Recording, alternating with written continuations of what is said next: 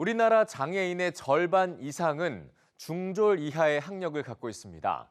전체 국민과 비교를 하면 고등학교에 못 가는 비율이 5배 가까이 되는데 그만큼 학업을 이어가기가 어렵다는 의미겠죠.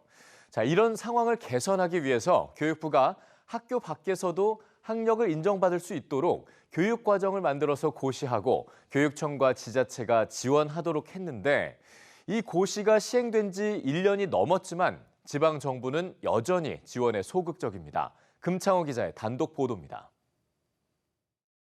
중증 지적장애를 갖고 있는 연옥 씨는 어린 나이에 일을 시작해 초등학교도 마치지 못하고 성인이 됐습니다.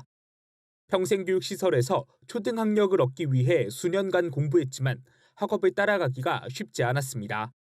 하지만 지난 2018년 장애인을 위한 전문 교육과정이 있는 진라라비 장애인 야학에 들어가선 학업이 한결 수월해졌고 60이 넘은 나이에 초등학교 졸업장을 받을 수 있었습니다. 제가요, 공부 안 할 때는 좀 사람이 무시해보고, 이제 중학교 올라가니까는 자신감도 생기고, 이제 어디 가도 부끄러움도 없어요.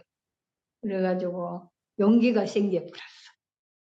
지난 2020년 기준 우리나라 장애 성인 가운데 55.7%는 중졸 이하의 이른바 저학력자입니다. 전체 국민의 저학력자 비율 11%보다 5배 이상 높습니다. 이 같은 저학력 성인 장애인을 지원하기 위해 교육부는 지난해부터 초등, 중학 문해교육 기본교육과정을 고시에 시행했습니다. 일종의 특수교육 평생교육과정을 만든 건데 고시에 따라 시도교육청 등 지방자치단체는 장애인 학력 인정 프로그램을 운영하는 기관을 지정하고 재정을 지원해야 합니다. 하지만 이 프로그램을 지원하는 지자체는 지역교육청 한 곳을 포함해 전체 5곳에 불과합니다. 55개 프로그램이 운영 중인데 지난 2019년 이후 교육을 받은 성인 장애인은 260명에 그칩니다. 지난해까지 학력인정 문해교육 프로그램을 통해 초등, 중학 학력을 취득한 성인이 2만 명 넘는 것과 비교하면 상당히 적습니다.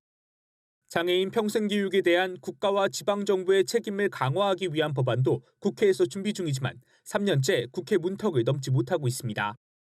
장애인들의 정규 의무교육 이수율이 낮아서 평생교육의 중요성이 더 큼에도 불구하고 국가의 지원이 미흡해서 장애인들의 평생교육 참여율이 대단히 낮습니다.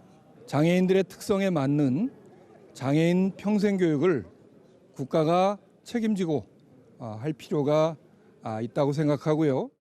성인 장애인들이 정당한 교육의 기회를 얻을 수 있도록 보다 적극적인 관심이 요구되고 있습니다. EBS 뉴스 금창호입니다.